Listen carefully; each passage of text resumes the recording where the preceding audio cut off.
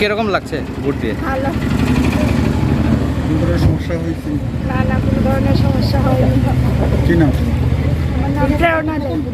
কত নম্বর ওয়ার্ডে? 14 নম্বর ওয়ার্ডে।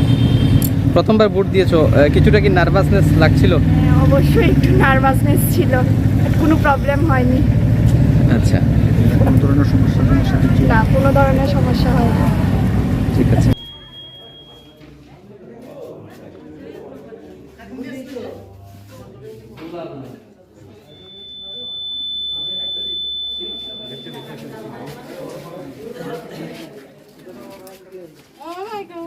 সাতটা থেকে বুথ শুরু হয়েছে।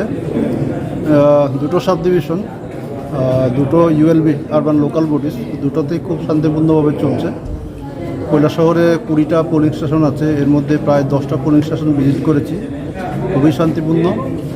এখানেও আছে 15টা পোলিং স্টেশন, এখন পর্যন্ত 6-7টা আমরা ভিজিট করেছি। প্রত্যেকটাতে পোলিং এজেন্টও রয়েছে, শান্তিপূর্ণভাবেই চলছে, কোথাও কোনো ধরনের সমস্যা নেই।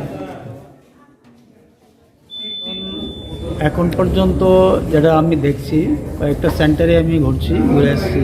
এখন পাবিয়াচড়া ফার্স্ট স্কুলে আমি রয়েছি। মানুষ স্বতঃস্ফূর্তভাবে ভোট দিচ্ছেন, উৎসবের মেজাজে সবাই ভোট দিচ্ছেন, শান্তিপূর্ণভাবে ভোট হচ্ছে। আমি প্রিসাইডিং অফিসারদের সঙ্গে কথা বলেছি, মানুষ নির্বিঘ্নে এবং খুবই আনন্দের সহিত মানুষ ভোট দিচ্ছে, মানুষ আসছে।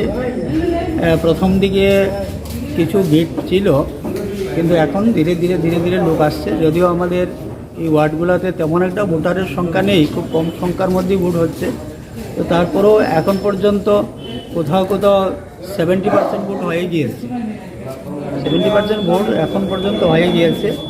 মানুষের মনে একটা আনন্দ এবং উৎসাহ, খুব শান্তিপূর্ণভাবেই ভোট হচ্ছে।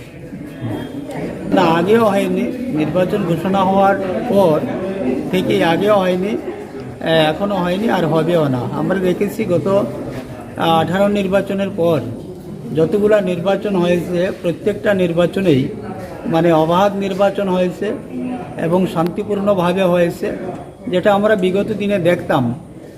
এটা এখন হয় না, বা এই যে সংস্কৃতি, এটা চলে গিয়েছে ত্রিপুরা রাজ্যে।